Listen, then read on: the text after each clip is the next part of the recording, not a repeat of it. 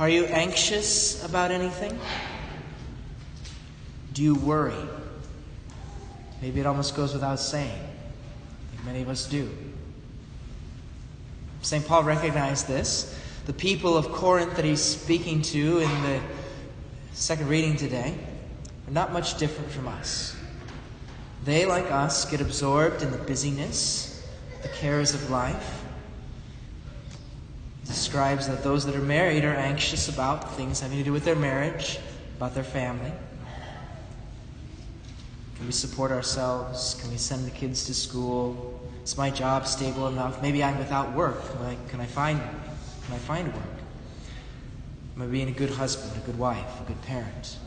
And then those that are not married have their own unique fears. Can I get a job after finishing education? Is what I'm doing now what I'm supposed to be doing? Other fears that we have as well. What's the direction that our world, that our country is headed?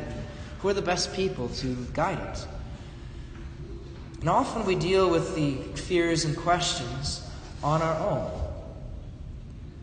Maybe we want help from others, but we might question some of those self-proclaimed authorities. We want to be free from fear, to be at peace. But we may not know whom to trust. If that's the case, we're experiencing something that the Jewish people in Jesus' time were also experiencing. How were they to live their lives? Because their authorities, the scribes, the Pharisees, the Sadducees, attempted to lead them during this time, especially when Roman rule brought a lot of anxiety in their lives. But their leaders' guidance was feeble and divided. One scholar would say, well, you need to do this. And then a next scholar would have the opinion and say, you got to do it this other way, the opposite way. And today as well, we hear so many opinions of how we should live our lives, of how things should be run from many different sources. How do we know what's right? How do we know to act? Well, Jesus is different. And the people could tell right away, as we hear in the gospel. The people were astonished at his teaching, for he taught them as one having authority, and not as the scribes. Jesus taught with authority. He teaches us both about the mysteries of God and about human relationships and how to live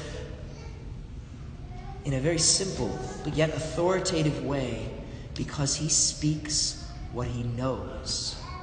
For him, it is not opinion. There's nothing opinion about it.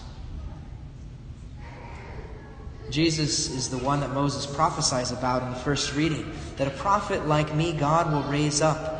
To him you shall listen.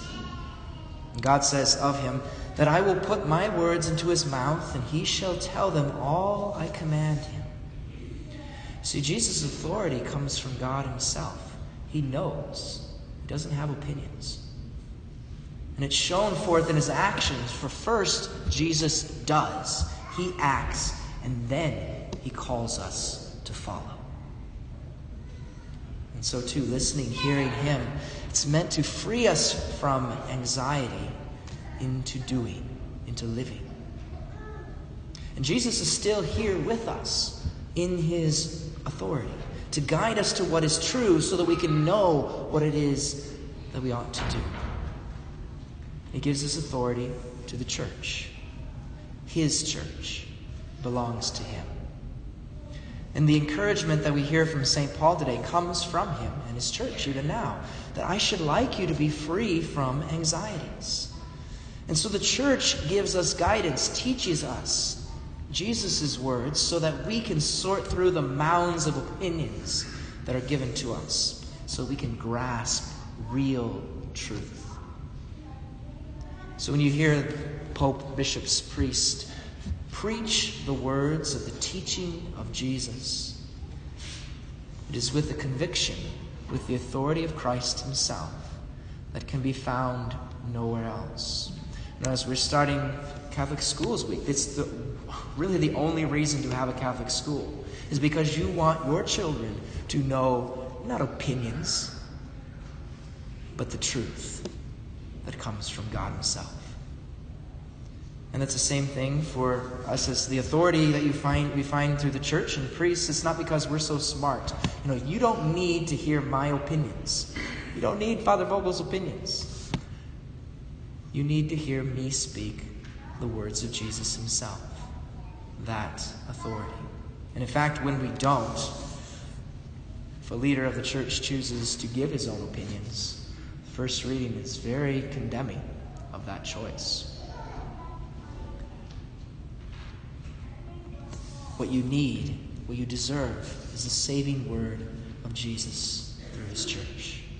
Only that truth that comes from Jesus can enable us to live without anxiety. And it's not just for priests to give Jesus' authoritative truth to others, but all of us need to stand up for that, to share it, especially when people will place Jesus' words just among all other opinions. But have no fear to speak with the authority of Jesus, for those truths come from him. Some may despise what the church teaches, thinking that it's arrogance to say that it's true. But as St. Paul says, that he tells this to us for our benefit, not to impose restraints upon us. It's because Jesus doesn't want us to stay in impossible situations of distress. Quite the opposite. Only the guidance from our Lord through his church can keep us free from sin and safe from all distress.